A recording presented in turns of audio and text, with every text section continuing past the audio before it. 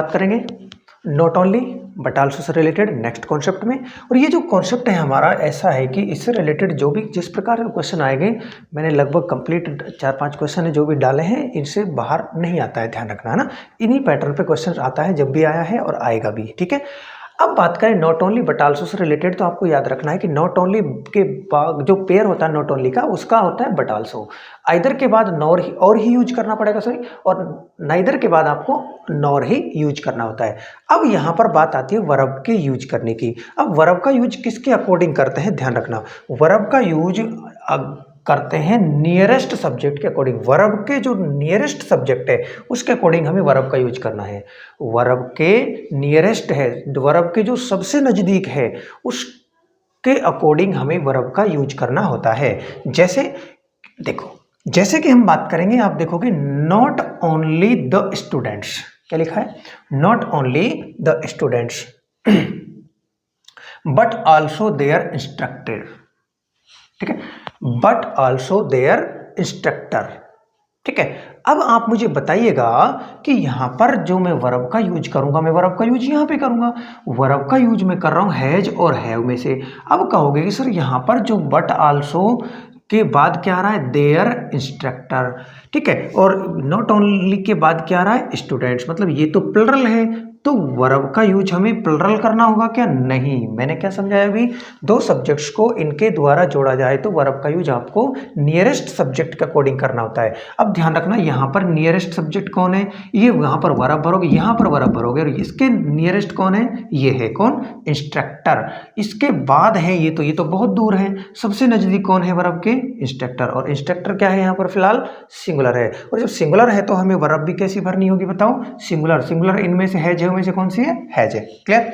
अब ध्यान से समझोगे तो यहां पर मैंने एरर दिए आपको, एरर दिए। अब एरर देखोगे तो आप समझो यहां पर एरर क्या है कि देखो, आइदर सोहन, और अब देखो आइदर का कोरिलेटिव कंजक्शन क्या है, यहां पर आइदर के बाद क्या है, और का यूज करते हैं, बिल्कुल सही बात है। आइदर का पेयर कौन सा है, और है, तो ये तो यहां तक कोई गलती नहीं है, ठीक है। अब देखो यहां पर इज यूज किया है, वर्ब का यूज किया है इज।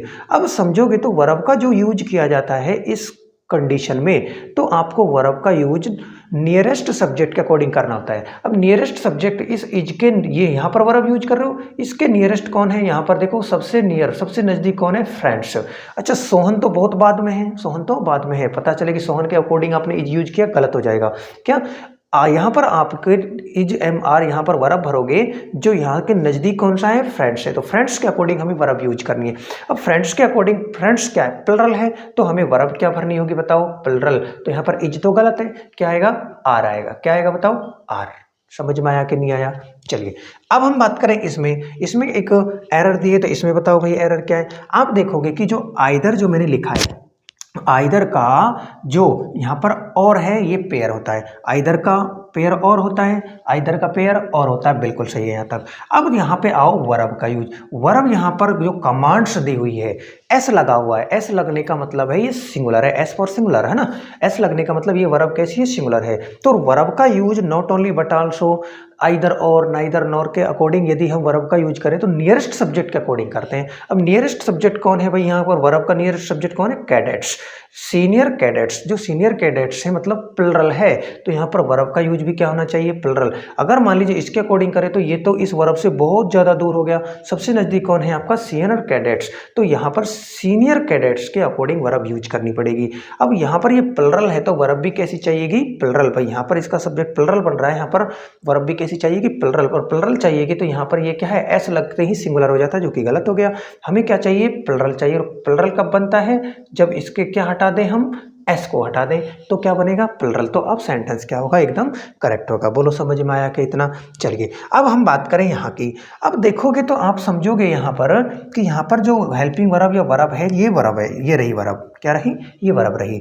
अब वर्ब का यूज हम किसके अकॉर्डिंग करते हैं, नजदीक वाले सब्जेक्ट के अकॉर्डिंग। अब इसमें नजदीक सब्जेक्ट कौन सा है, आप कहोगे सर नजदीक सब्जेक्ट कौन है, ये रहा, कौन, माई फादर। अब ये हैव यूज किया हमने, वर्ब यहाँ यूज किए, तो वर्ब के नजदीक कौन सा है, माई फादर। अब यहाँ पर यदि हम जाएंगे तो ये माई ब्रदर्स, यहाँ पर ये प्लुरल वर्ब है ना, प्लरल सब्जेक्ट है। क्या ये प्लरल है? यहाँ पर तो ये प्लरल है, बट हमें पता है कि यहाँ पर वर्ब का यूज करना है, हमें नज़दीक वाले सब्जेक्ट के अकॉर्डिंग करना होता है। नज़दीक कौन है हमारा? ये माई फादर, और माई फादर क्या है? सिंगुलर है, और जब सिंगुलर है तो वर्ब भी कैसी चाहिए? सिंगुलर। तो हैज तो गलत हो गया, क्या आएगा बताओ? हैज आएगा, ये सही होगा। आप यहाँ पर हैव नहीं भर सकते क्योंकि नज़दीक कौन है इसके? ये है। चलिए इसमें आते हैं। इसमें आप ध्यान से समझो तो आपको समझ में आए कि क्या लिखा है? नाइदर द प्रिंसिपल और हिज चिल्ड्रन आर। अब देखो यहाँ पर वर्ब यूज की हुई है, इस वर्ब का यूज हम नज़दीक वाले सब्जेक्ट के अकॉर्डिंग, नज़दीक वाला सब्जेक्ट कौन है इसके?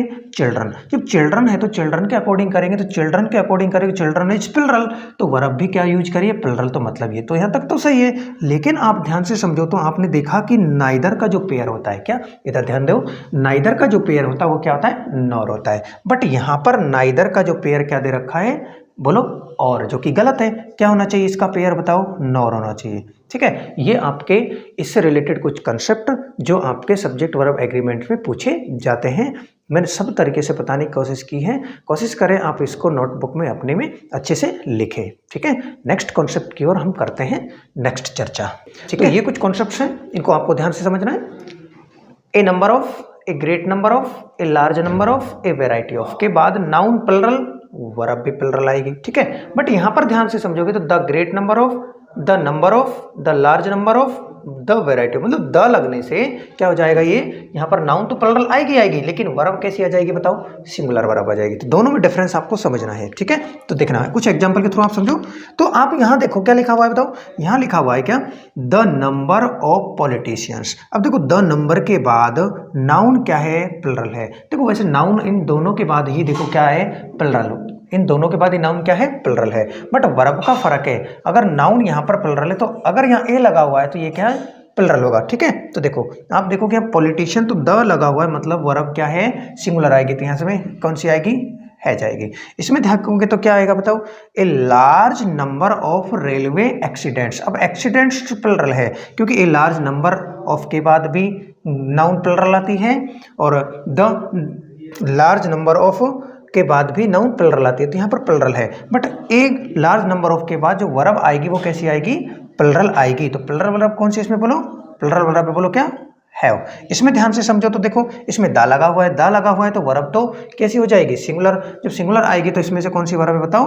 हैज वर्ब आनी चाहिए। ठीक है, तो ये कुछ इनसे रिलेटेड सब्जेक्ट वर्ब एग्रीमेंट से रिलेटेड कुछ कॉन्सेप्ट एंड यूजेज थे जो आपके एग्जाम में डायरेक्ट पूछे जाते हैं, इसलिए मैंने इनको डायरेक्ट पढ़ाया है। ठीक है, तो मिलते हैं आपको नेक्स्ट वीडियो में। वीडियो अच्छी लगी तो वीडियो को लाइक शेयर सब्सक्राइब जरूर कीजिएगा। मिलते हैं आपको नेक्स्ट वीडियो में। Take care.